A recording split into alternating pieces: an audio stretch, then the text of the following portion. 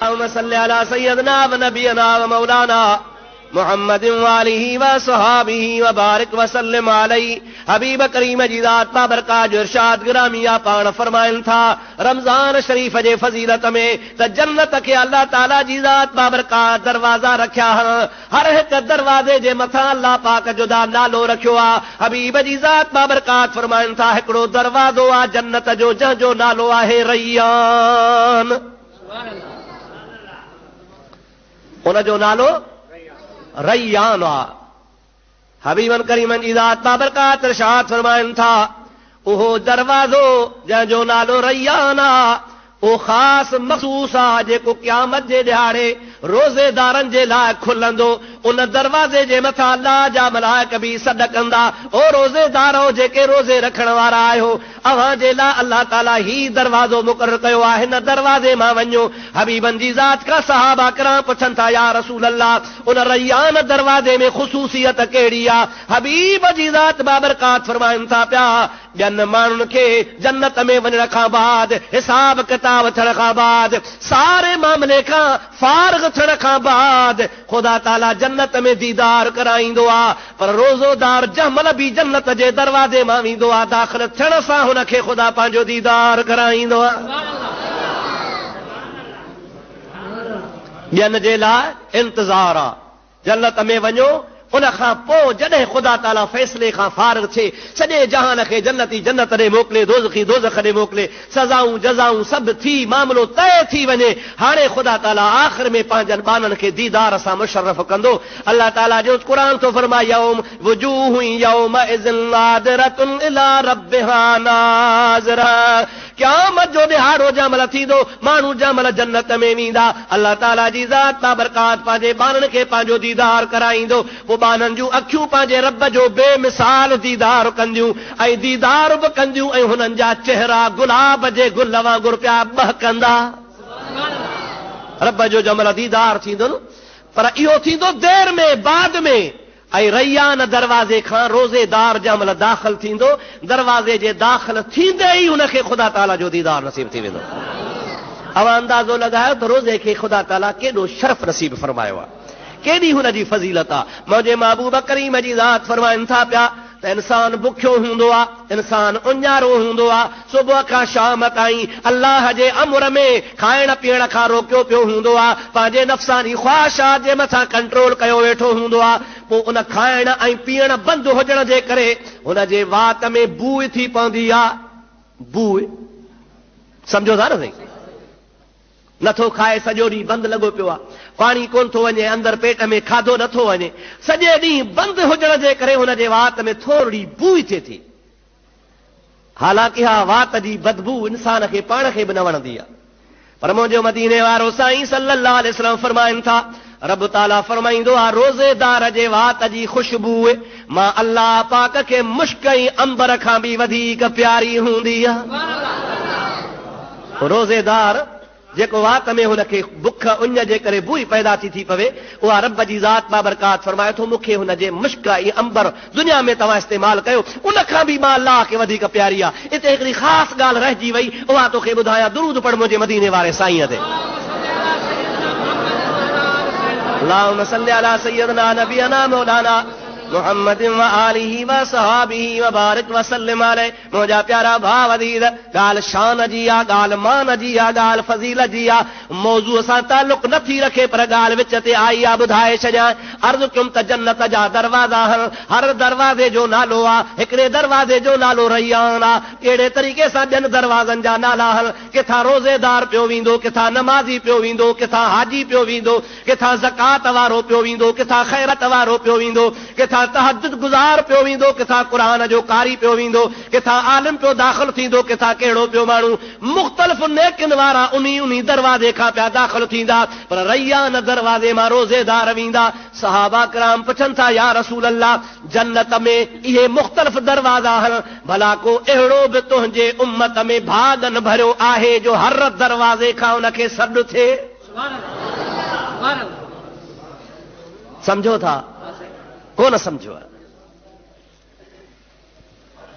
ॻाल्हि सवली आहे त बाबा नमाज़ वारे दर खां नमाज़ी ज़कात वारे दर खां ज़कात वारो, मुजाहिद जिहाद वारे दरवाज़े खां, तहज्जुद गुज़ार तहज्जुद वारे दरवाज़े खां, रातनि जो रोवण जागण वारो उन्ही दरवाज़े खां, रोज़ेदार रोज़े वारे दर खां, क़ुरान जे तिलावत वारो क़ुरान वारे दरवाज़े खां, हर दरवाज़ो हर इबादत लाइ मुक़ररु आहे। त उतां सभु को पंहिंजे पंहिंजे वित आहार पंहिंजे इबादत आहार उतां पियो लंघंदो।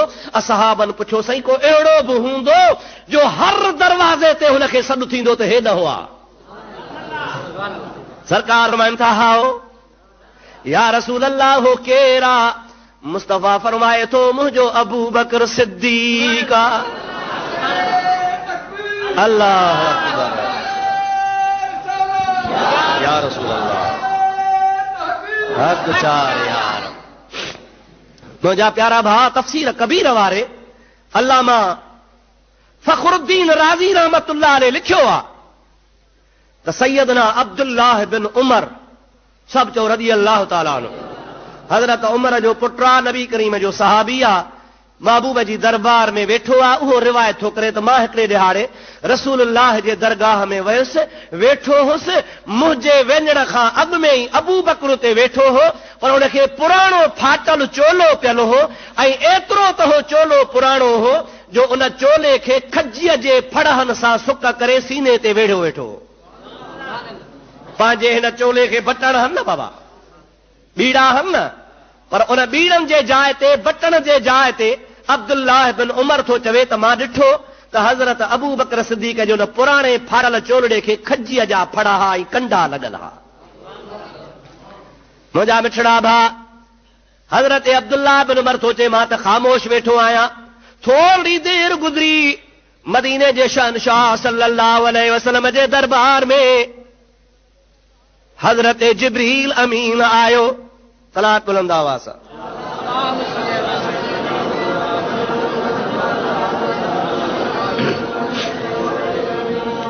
महबूबन करीमन सल्लल्लाहु अलैहि वसल्लम जी दरबार आलिया में हज़रत जिब्रील अमीन हाज़िर थियो।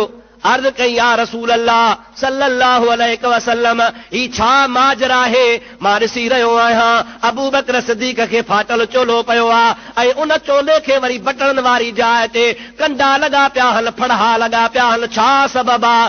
आख़िर एतिरी ग़रीबी जो हिन जो कहिड़ो सबबु थी वियो आहे? अल्लाह जे हबीब हज़रत मुहम्मद करीम सल्लल्लाहु अलैहि वसल्लम इरशाद फरमायो, ऐ प्यारा जिब्रील, अबू बकर उहा ज़ात बाबरकात आहे जो हिन हिजरत खां अॻु में, फतह मके खां अॻु में, इस्लाम आण वारे इब्तिदाई दौर में पंहिंजो समूरो माल अल्लाह जे राह में ख़र्च करे मां मुहम्मद करीम जी माली मदद कई आहे। हाणे हिन मिस्कीन वटि का शइ कान रही आहे, इन ग़रीबी हाल जे करे इहो सादो कपिड़ो पाए आयो आहे ऐं इन खे बटणनि जे जाइ ते फड़हा खजीअ जा ऐं कंडा हणी अची वेठो आहे, छो त ताक़त ग़रीब खे कान्हे का।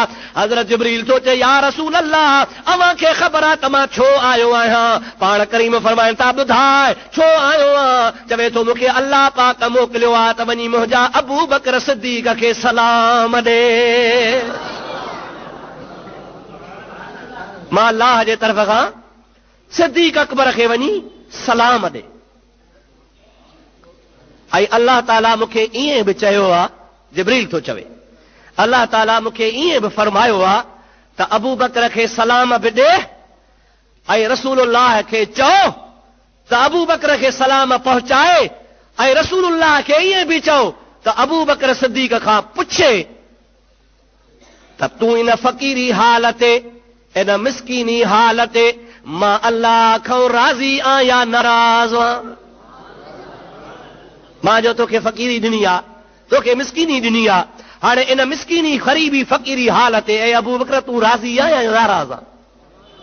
अल्लाह जे हबीब पाक अलैहिस्सलाम जिब्रील जो पैगाम पहुचाए रब जा सलाम हज़रत सिद्दीक़ खे ॾियारा। उन खां पोइ सिद्दीक़ खे इहो पैगाम ॾिनई त रब साईं पुछे थो तूं राज़ी आहे इन फ़क़ीरी हालत या नाराज़ आहे? मुंहिंजा प्यारा दोस्त जमल, महबूब जे ज़ात बाबरकात पंहिंजे ग़ुलाम खे अल्लाह जो न्यापो ॾिनो आहे। हदीस पाक में ईंदो आहे अबू बकर सिद्दीक़ जे अखियुनि मां ॻोढ़ा ॻड़ी आया, रोई थो चवे अन रादिन अन रब्बी, अन रादिन अन रब्बी, अन रादिन अन रब्बी। ओ मुंहिंजा मोहम्मद मिठा तूं शाहिद हुजां, मां पंहिंजे रब खां राज़ी आहियां, राज़ी आहियां, राज़ी आहियां। मुंहिंजा भाउ, इहो सॼो दारो मदार अथव नियतुनि ते।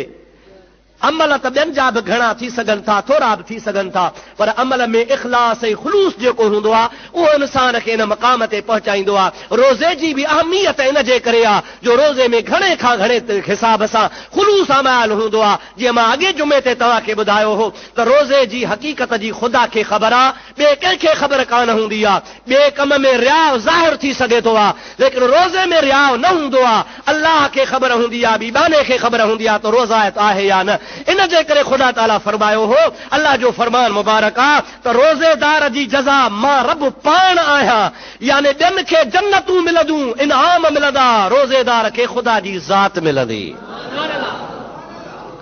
छाजे करे त रोज़े में ॿियनि इबादतुनि खां ख़ुलूस वधीक आहे।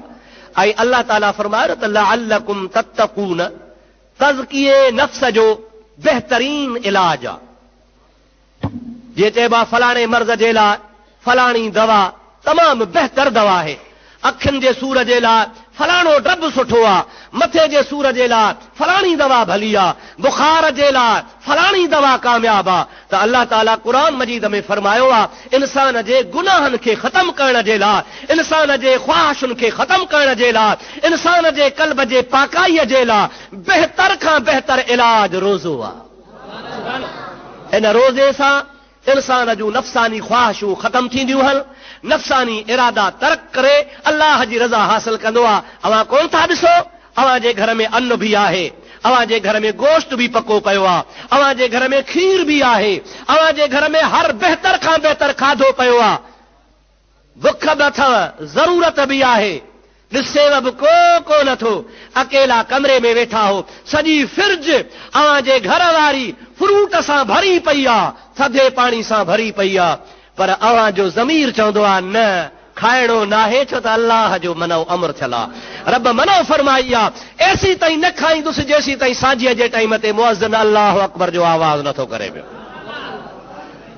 कहिड़ी शइ आहे जंहिं तोखे रोकियो आहे? केरु तुंहिंजे मथां नंढो खयो बीठो आहे? को बि कोन्हे। हिकिड़े पासे तुंहिंजो ज़मीर आहे ऐं ॿिए पासे अल्लाह जे ज़ात बाबरकात जो पाक अमर आहे। उन अमर जे तहत तूं पंहिंजे मथां पाक शयूं, सुठा सुठा ताम, लज़ीज़ खाधा पंहिंजे मथां एसी ताईं हराम करे छॾिया आहिनि जेसी ताईं कि सिज नथो लहे। अल्लाह पाक जो अमर आहे अतिम्मु सियाम इलल लैल, रोज़े खे राति ताईं तव्हांखे पूरो करणो आहे। होॾो राति थिए, सिज लहे, बांग अचे, अवां रोज़ो खोलियो। इन अल्लाह जे अमर जे करे तूं ख़ामोश आहे। रब ताला फरमाए थो इन खां वधीक ॿियूं कहिड़ियूं ख़्वाहिशूं आहिनि जो हर ख़्वाहिश बानो तर्क करे मां अल्लाह खे राज़ी कंदो आहे। दुरूद पढ़ तन बारे में ॿी ॻाल्हि तोखे ॿुधाए छॾियां।